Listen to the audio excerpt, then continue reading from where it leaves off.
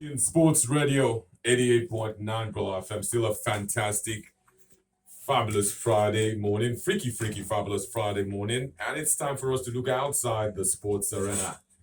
My name is Anthony Beckett Deramore. Don't get it twisted. Yinka Oyedele is very much in the building. Yinka, how you doing?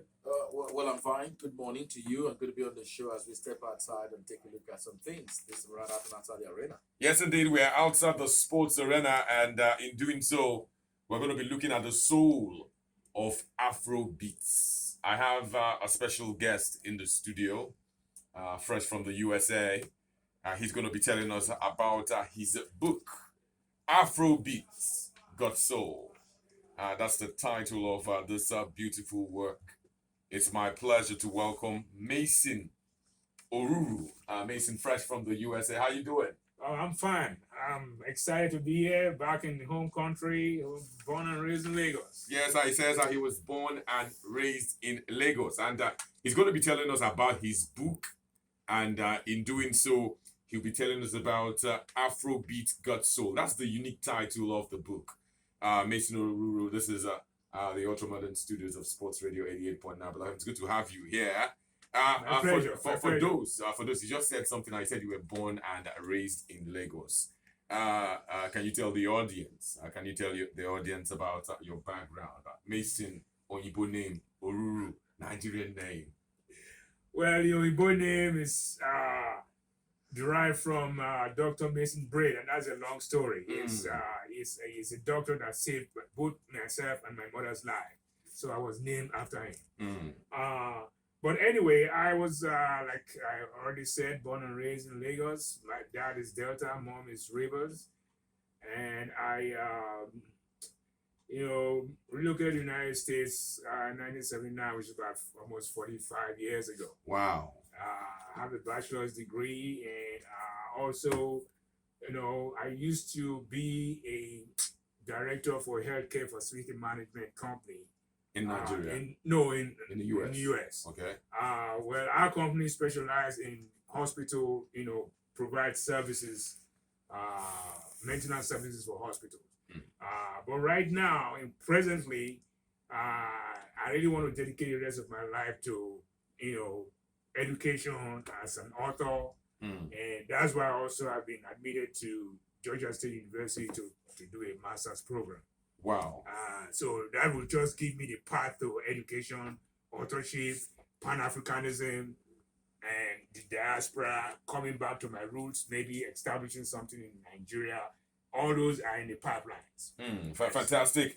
We're getting to know Mason Oruru. He's an author. He's a music aficionado. He's back in the country, and he's promoting his work. Afrobeat Got Soul. I'm going to ask you this very simple question. Afrobeat Got Soul. What inspired you to write this book? What inspired me to write this book is because really I lived through the what I would call the bedrock time of Afrobeat, which was in the very early 70s to 79. And I was just part of the movement in terms of DJing in Lagos. And when in the United States for a long time, I was kind of detached from the music. And I kind of like, wow, okay, let me really find back, what's really going on in Afrobeat. And the reason it's got soul is just because it's, there's a continuation of African beat and also Western influences. And that's how, it's got soul, because there's a Western, whether it's R&B, whether it's funk, so that's just part of the whole concept of Afrobeat Got Soul, and that's what inspired me to write the book, because I've been in that zone, in that era, and actually know some musicians and all that. Okay, this is more or less like asking you the same question, but in another form. This book, I have it in my hand right now, Afrobeat Got Soul, because when you think Afrobeat, the first thing that crosses my mind is late Fela. When you say Afrobeat, so what's the purpose, the central theme of this book? Are you talking Fela here? Are you talking Femi Kuti? Because Fela made Afrobeat so popular. I'm speaking for myself now. So what's the central theme of this book? Right, yeah. The central theme of this book is actually the concept of, and it will just also go back to the previous question, but in terms of the broader version of Afrobeat, the concept, Fela actually created the word or invented the word Afrobeat. But Afrobeat is a concept of cross-pollination. That means pollination of African music and Western music. And that concept actually started way before Fela. But Fela is a central theme when it comes to Afrobeat. When it comes to Afrobeat. And we'll get later to the differences in terms of today's what they are calling Afrobeat later on. But that is the, and Fela, I actually met him personally. But that's Great guy. That's a long story, but I did meet him personally in 1973.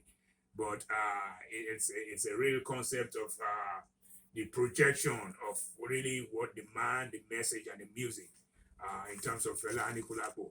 So it's needless to say that there's plenty of Fela mentioned in this book. There's a lot of Fela. Fela is a central figure in there, and also James Brown. The way Fela and James Brown, a lot of people didn't know this because Fela and James Brown, there's a competitive camaraderie spirit of competition between those two. In terms of when James Brown came to Nigeria in 1970, and actually his band went to see Fela play. And there was a time where Fela was talking about James Brown copying his music. So I didn't understand that concept around that time. It was well later on I knew about the history of James Brown, and it's actually in my book in terms of James Brown's manager getting one of Fela's. It wasn't even Fela, but some guy who just gave him Fela's music that he brought back to the United States in terms of the tapes to copy Fela's readings and stuff. So there's a history of Fela and James Brown, and then not just me. A lot of people have written a lot of other magazines, books, and also that the concept of